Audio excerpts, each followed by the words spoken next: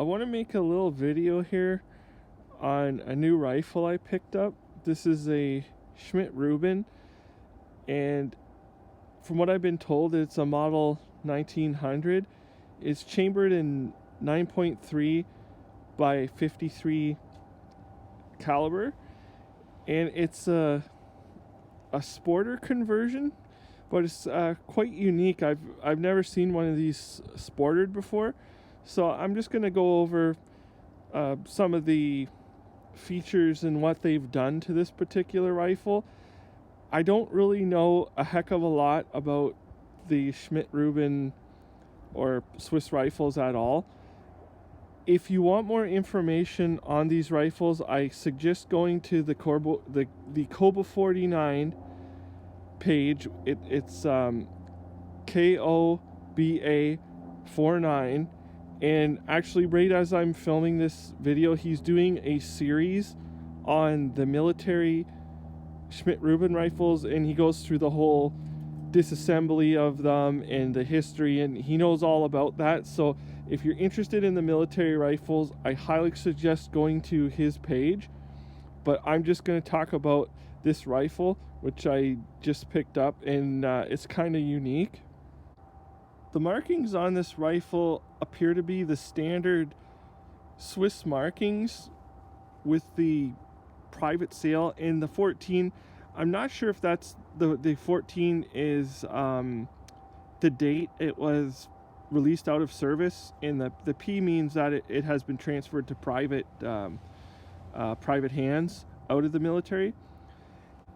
The marking that's different from the other guns is it just says here caliber 9.3 G, which I'm not sure if that translates into English as a R, because there's a 9.3 Swiss and there's a 9.3 finish, and the finish is actually a rimmed cartridge.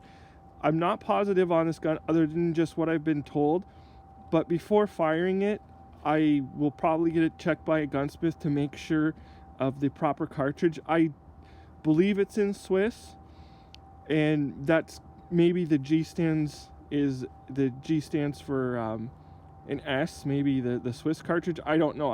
I have yet to do more research on this, but I will before firing it. All of the parts on this gun, they match the barrel, the receiver, and the bolt. There's nothing really special about the markings other than that. So as far as unique features go, one of them is this rear sight block. I've looked through the different models and I haven't found another sight block like this, and this block doesn't appear to be modified other than there seems to be something missing from it right here where there was maybe something for adjustment. It's been changed so that it can use this screw to elevate the rear sight. I don't know what this sight is off of, but it doesn't, there's no way that this was a handmade item to change this into a sporter. It had to have been off something, or maybe these were available for the civilian market in Switzerland.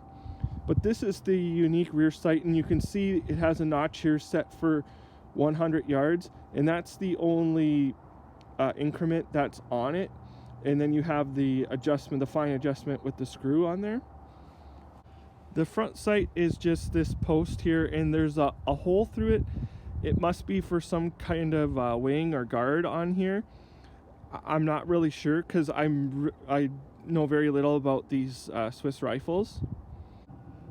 So this gun has also had this pad. It's called a White Line, is the company that made this pad, and it's American. And if you look the way the pad has been put on, you can see where the original military brass plate would have been taken off, and they added this to it. And then the 3, which I would think was a rack number, but I'm not exactly sure what it's for, is still stamped on the stock. So this gun had to have been military and then converted out, but I have no idea how these conversions were done, but this one is quite excellent.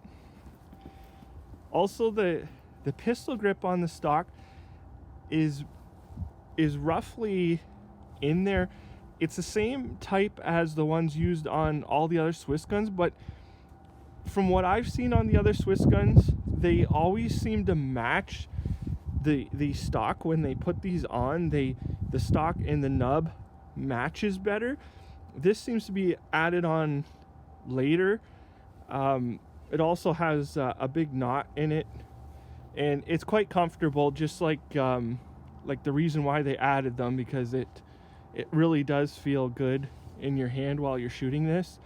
And I'm just not sure whether this was put on by someone later for an upgrade, or if that was actually part of the military stock.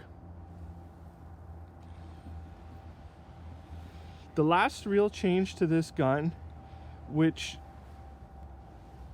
again, I'm not sure how this was actually put together or who put it together, but it has this big block here where it's been converted to fire single shots, and you can see how well they've spliced this into the military stock. This is it here. I'm not really sure why there's a big hole, which goes, I'll show in the action shortly, but there's a hole right there that runs right through, and I just believe that this is for a ruptured case. The way if you had a ruptured case, the gas bleeds out, and I think they put this hole there just in case there was a ruptured case. If this gun had a magazine, that's probably how the original guns worked, but since they blocked it off, they also included a hole there as sort of a safety mechanism. This here is the inside of the action. You can see it's been completely plugged with a piece of wood, and then where that hole is right here at the edge of the chamber. I don't see any other reason than if that's a gas escape hole, because there is no hole around the chamber area here. And on these old guns, sometimes they have funny ways of the ruptured case gas escapes. Like sometimes there'll be a groove along the inside of the receiver. This one, I believe it's at the bottom of the bolt somehow, and I believe that's what that hole is for. If someone knows why that would be there, I would really like to know, because it was put there for a reason. But that's pretty much this gun.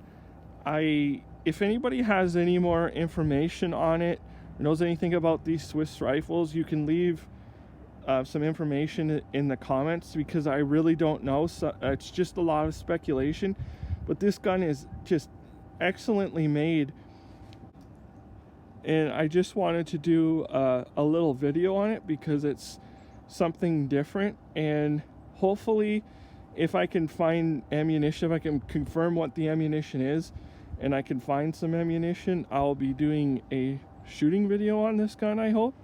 So other than that, really, thank you for watching.